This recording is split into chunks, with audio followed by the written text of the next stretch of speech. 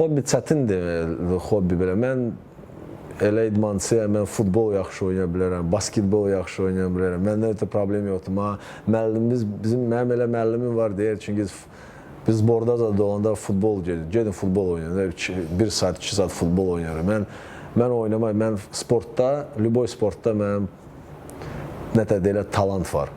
O bu hobbi deyil. Mən belə 3 il 20 il mən idmandayım, tayski boksda, kickboksda, amma 3 il mənim yaşayışım 90% idmandır, 10% mənim ailəmdir.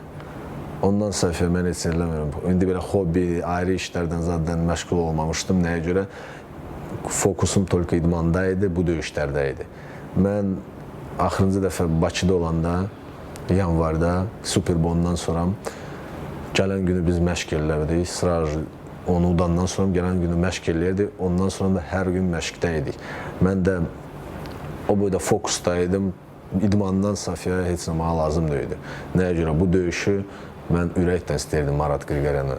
Elə də oldu. Başdan axıra kimi mən nə lazım idi, hər şeyi elədim.